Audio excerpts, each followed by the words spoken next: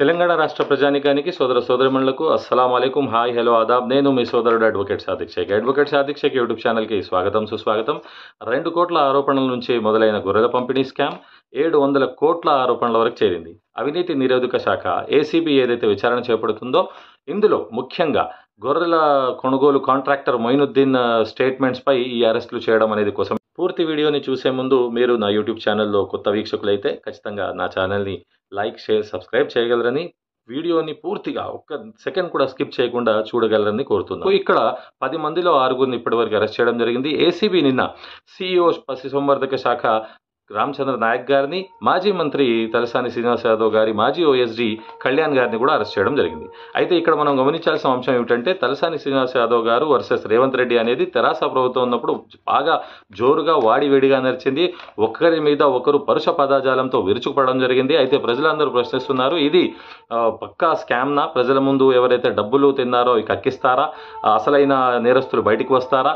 మరియు తలసాని శ్రీనివాస్ యాదవ్ గారు ఏదైతే కేంద్రం బీజేపీలో నడుస్తున్న విధంగా ఈడీ దాడులు చేస్తే, ఏసీబీ దాడులు చేస్తే డైరెక్ట్గా బీజేపీలో చేరిపోతే కడిగిన ముత్యంలాగా మారుతున్నారు. అలానే తలసాని శ్రీనివాస్ యాదవ్ గారు కూడా రాజకీయంగా ఏదైనా స్టంట్ ప్రదర్శిస్తారా, సంచలనం చేస్తారా, అటు కాంగ్రెస్లో చేరిపోతే ఈ స్కామ్ అంతా తుడిచిపెట్టుకుని పోతుందా అని చెప్పి సామాజిక మాధ్యమాల్లో యువతరం మరియు రాజకీయ విశ్లేషకులు, ప్రజలు చర్చించుకోవడం మనం చూస్తున్నాం. అయితే మనం ఒకసారి ఈ గొర్రెల పంపిణీ స్కామ్ అనేది గమనిస్తే 2016లో ఎంతో ప్రతిష్టాత్మకంగా తెలంగాణ ప్రభుత్వం అనేది మొదలుపెట్టింది.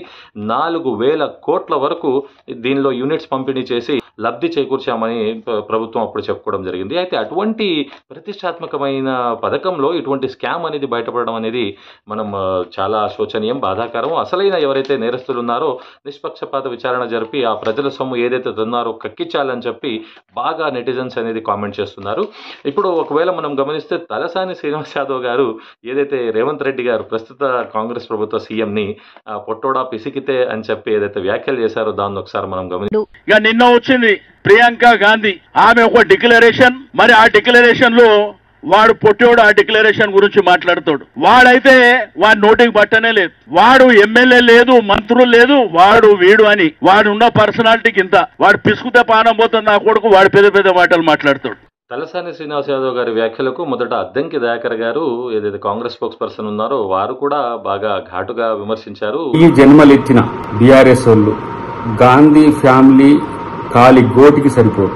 మా అధ్యక్షుని మీద కామెంట్ చేస్తుంది, పిసికితే పానం పోతుందని. నీది పిసుకకున్నా పోతుంది పానం, నీ బతుకులు ఒక బానిస బతుకు. రెడ్డి గారు కూడా స్పందిస్తూ వారు కూడా తనదైన శైలిలో మీరు రాసింది కాబట్టి చాలా కాలం దునపోతులతో తిరిగి ఆయన కూడా ఆయన దునపోతు అనుకుంటున్నాడేమో.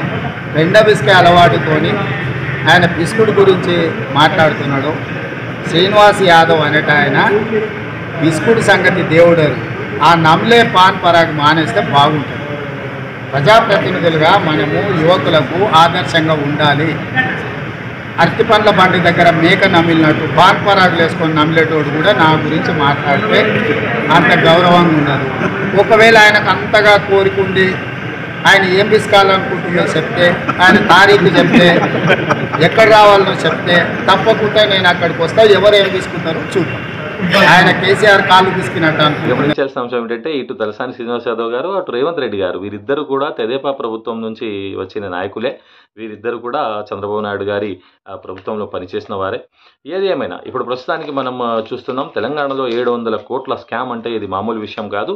ప్రజలందరూ కూడా కోరేది ఏమిటంటే నిష్పక్షపాత విచారణ జరిపి రాజకీయ ఒత్తిళ్లకు లోను కాకుండా, రాజకీయ బేరసారాలు చేయకుండా, రాజకీయంలో ఏ విధంగా అయితే మాట్లాడుకుంటామో రాజకీయాల్లో శాశ్వత శత్రువులు, శాశ్వత మిత్రులు ఉండరని చెప్పి అటు నుంచి ఇటు, ఇటు నుంచి అటు చేరిపోతే ఎలాగైతే కడిగిన ముత్యంలాగా మారిపోతారో అటువంటి పనులు కాంగ్రెస్ ప్రభుత్వం చేయకూడదని, ఏదైతే తెలంగాణలో గత ప్రభుత్వం చేసిన స్కాములు అనేవి చెప్పుకుంటుంటే ఫోన్ ట్యాపింగ్ కానివ్వండి, లేదా గొర్రెల పంపిణీ స్కామ్ కానివ్వండి, లేదా ఎన్నో స్కామ్లు ఏదైతే ఆరోపణలు చేస్తున్నారో వాటన్నిటినీ రాజకీయంగా ప్రత్యర్థుల మీద వాడుకోకుండా ఖచ్చితంగా ప్రజల సొమ్ము ఏదైతే తిన్నారో ఆ సొమ్ముని కక్కిస్తూ సరైన సుపరిపాలన తెలంగాణ ప్రభుత్వం, రేవంత్ రెడ్డి సర్కార్ అందిస్తుందని చెప్పి ప్రజలు భావిస్తున్నారు.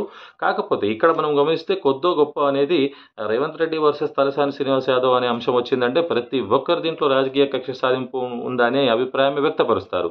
మరియు మనం గమనిస్తే ఇక్కడ జరుగుతుంది ఏమిటంటే ఎటువంటి ఆధారాలు అనేవి పొందుపరుస్తారు ఏసీబీ వాళ్ళు, ఎలా ఈ విచారణ అనేది సాగుతుంది, ఎలా మరియు మన మాజీ మంత్రివర్యులు తలసాని శ్రీనివాస్ యాదవ్ గారు కూడా దీనిపై స్పందిస్తారు, ఏం జరగనుంది అనేది చాలా సంచలనంగా మారింది.